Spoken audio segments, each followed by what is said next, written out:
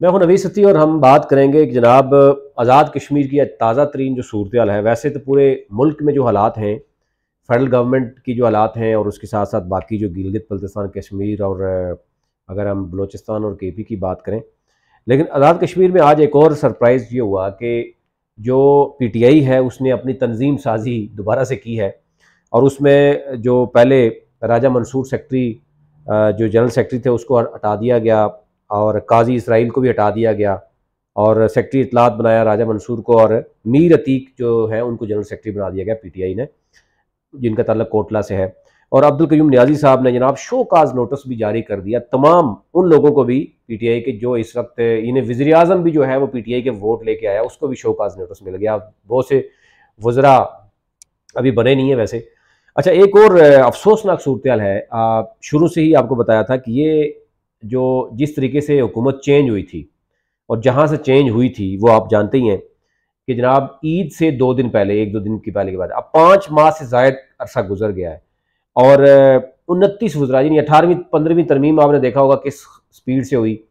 और अनवारुल हक साहब ने जनाब एहतसाब करना था, उन्होंने डिलीवरी जो है वो देनी थी जनाब, मैं बहुत स्पीडी जो है वो आवाम को जो है वो दूंगा। और शुरू में आए थे, आपको पता है कि जनाब ये कहते थे फजूल खर्ची, जनाब फलाना वज़ीर आज़म फजूल खर्ची फलाना मैं बहुत करूँगा। 29 वज़रा की यानी जो फौज है वो उन्होंने तैयार की हुई है। 19 वजारतें हैं, यानी अभी जो कहा गया है जनाब इतनी ही देनी है, 9-10 बंदे कम करें। उसमें मौसूफ डरते हुए वो इस्लामाबाद कश्मीर हाउस से बाहर नहीं निकलते। 5-6 माह में सिर्फ 4 या 5 दफ़ा वो गए होंगे, वो भी 14 अगस्त को जाएंगे तो वहाँ पर सिर्फ दिखावे के लिए जाना होता है, आपको पता ही है, इंटरनेशनल भी दिखाना होता है कि फेस। इसी तरह 5 मई को गए होंगे, इस तरह की यानी सूरत नज़र आ रही है। बाकी वो छुप के यहाँ पे बैठ गए और वो बड़े दबंग अंदाज में बात किया करते थे। अब उनकी वो सारी की सारी जो हवा है वो निकल चुकी है और अवाम जो है वो बिजली के लिए वहाँ पर एहतजाज कर रही है, आटे के लिए एहतजाज कर रही है, महंगाई उरूज पे है, बेरोज़गारी उरूज पे है। और अनवारुल हक साहब जनाब इस्लामाबाद में कश्मीर हाउस में छुप के बैठ गए। एक तो ये जो लोग, जो अवाम ये समझते थे कि ये अनवारुल हक साहब जनाब आए हैं और वो क्या बात करते थे कि बटन खुले होते हैं जनाब, उन्होंने कपड़े इस्त्री नहीं किए होते, ये बताते थे कि जनाब सादगी है। वो अब सादगी तो उनको 5 माह के अंदर ही इनकी निकल आई है कि ये सादगी थी, और सादगी ने अवाम, सादा लो अवाम को किस कदर जो है वो बेवकूफ़ बनाने की कोशिश की।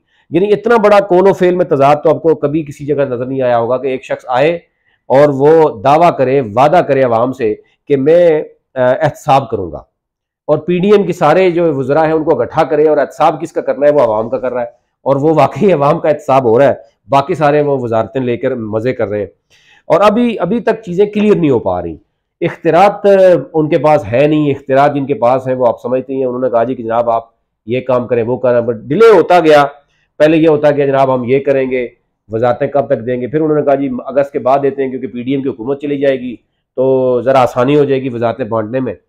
अब भी मामला इस हद तक चलेंगे कि मुस्लिम लीग नून ने भी फैसला कर लिया, पीपल्स पार्टी ने भी फैसला कर लिया कि हम अनवारुल हक के साथ नहीं चल सकते, सिवाय इसके कि अभी तक जो कंपनी है वो बड़ी स्ट्रॉन्ग जो है वो अभी तक अनवारुल हक को सपोर्ट कर रही है। अब कंपनी भी परेशान हो गई है कि अनवारुल हक के अंदर वो काबिलियत नहीं है कि मैनेज करने की, कि जिस तरीके से यानी कि उसको चलाना चाहिए था वो नहीं चला सकता। कंपनी भी परेशान है, पीपल्स पार्टी भी परेशान हो गई, नून लीग भी परेशान हो गई। और दूसरी तरफ से यानी इखलाकियात की बात की जाए तो मेरे ख्याल से सबसे बड़ी इखलाकी, अगर जुर्रत का मुजाहरा करते तो ज़ाहिर है जिस पार्टी का टिकट वोट लेकर वो आवाम में आए थे उसकी वोटर को भी इतमाद में नहीं लिया गया। तो ज़ाहिर है अपने हल्के के लिए बड़े बड़े ऐलानात करना, अरबों रुपए के प्रोजेक्ट्स देने से आवाम खुश तो नहीं हो सकती, लेकिन आज़ाद कश्मीर की आवाम को आज बिजली भी नहीं मिल रही, आटा भी नहीं मिल रहा, वहाँ पे रोज़गार के मौके भी नहीं है, और रही से कसर जो है वो कि जिन लोगों ने अगर कुछ उनके पास था भी जमा पूंजी तो उनसे भी वो गई। तो ये इस वक्त आज़ाद कश्मीर की पोजीशन है। वहाँ पर सेंटीमेंट्स किस तरह के निकल रहे हैं, किस तरह की आवाज़ उठ रही है, ऐलान किस तरह का हो रहा है, इंतहाई अफसोसनाक है। और उस पर अब ज़ाहिर पीडीएम की हुकूमत तो नहीं है, लेकिन जो इन तमाम सूरत हाल का के जिम्मेदार हैं उनको तो सोचना चाहिए कि ये हो क्या रहा है। इसी तरह अगर गिलगित बल्तिस्तान की बात करें तो वहाँ पर भी आपको पता है कि सेक्रेटरीन इशू की हवा देने की कोशिश तो की जा रही है, लेकिन बड़ी कोशिश है उलमा की भी कि ये मामला ना बने।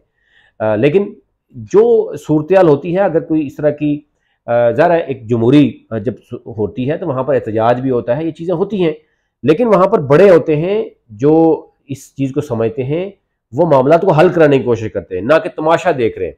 और इस वक्त कश्मीर में भी और गिलगित बल्तिस्तान में भी जो सियासी रहनुमा है वो तमाशा देख रहे हैं और वो किसी एक फ़रीक पर सारी जिम्मेदारी डालने के चक्कर में है, और वो फ़रीक जो है वो भी देख रहा है कि कौन कौन किस वक्त क्या कर रहा है, वो अलग से रिपोर्ट मरतब कर रहे हैं। और आने वाले दिनों में मजीद हालात जो है कोई बेहतर नज़र नहीं आ रहे, क्योंकि जिस कदर इस वक्त मुल्क की सूरत हाल है, आज भी कहा जा रहा है कि बिजली मजीद महंगी हो सकती है। पहले से जो IMF ने बहुत क्लियर कहा, 200 जो है जो यूनिट की बात की गई, वो तो बहुत ही कितने परसेंट होंगे वो आप जानते ही हैं। गैस महंगी करने की बात की जा रही है, तो ये सूरत हाल है। और फिर एक तरफ जो पहले से मौजूद बिजनेस कम्युनिटी है वो सरापा एहतजाज है, उनके साथ जो कुछ किया गया इस सूरत हाल में बेशक आप दावे वादे करते रहें कि जनाब सऊदी अरब आएगा, दुबई आएगा, पता नहीं UAE आएगा, तो कौन कौन से ममालिक आएंगे वो पाकिस्तान में इन्वेस्टमेंट करेंगे, किस पोजीशन में करेंगे, आप उनको किस क्या आप कायल कर रहे हैं किस बात पे वो कि वो आके जो है इस पे वो करेंगे, इन्वेस्टमेंट करेंगे। गिलगित बल्तिस्तान में टूरिज्म की जो हालत है वो आप देख सकते हैं, वहाँ पर जो हालात चल रहे हैं। बलोचिस्तान में जो हालात हैं वो भी आपके सामने हैं। पंजाब और KP की जो सूरत हाल है वो भी है। तो क्या चीज़ आप देना चाह रहे हैं, क्या दिखाना चाह रहे हैं कि जो आपका इंटरनेशनल लेवल का जो बिजनेस कम्युनिटी है वो आएगा, किस कहाँ पे इन्वेस्ट करेगा। और जो पहले से लोग सरापा एहतजाज हैं, ह्यूमन राइट्स की वायलेशन सरेआम हो रही हैं, उस पर कोई बात करने के लिए तैयार नहीं है।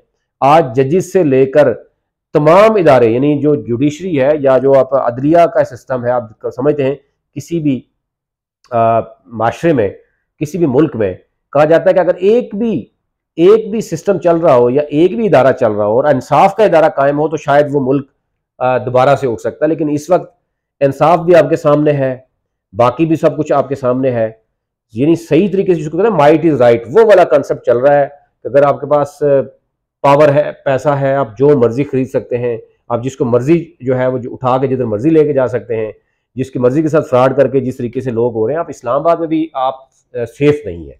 ये इंतहाई खतरनाक चीज़ें हैं, इसमें तमाम स्टेक होल्डर्स को मिल बैठकर ये चीज़ें देखनी होंगी। और इससे नीचे और कहाँ तक जाना चाह रहे हैं, किस हद तक अब कि अफगानिस्तान की आप एग्जाम्पल देना शुरू कर दें, बांग्लादेश की एग्जाम्पल देना शुरू कर दें कि जनाब वहाँ पर ये सूरत हाल है तो आप कहाँ पे खड़े हैं। पहले श्रीलंका की आप एग्जाम्पल दिया करते थे, आज आप कहाँ पे खड़े हैं कि किस हद तक मजीद जो है वो गिरना है। तो ये इंतहाई खतरनाक सूरत हाल इस वक्त पाकिस्तान बन चुकी है। और अगर ये स्टेक होल्डर तमाम अभी भी नहीं समझेंगे तो फिर ये कब समझेंगे। और एक दूसरे को नीचे दिखाने के लिए ये सारे करप्ट हैं, नाम भी लिए जाते हैं कि जनाब फलाना फलाना करप्ट है, तो ऐसा ऐसा नाम भी बताया जाए जो नहीं करप्ट। तो ये इंतहाई अफसोसनाक सूरत हाल है। शायद अगर स्टेक होल्डर अभी भी नहीं समझेंगे तो मजीद नुकसान जो है वो फिर कौन बर्दाश्त करेगा। अभी तक लेते हैं।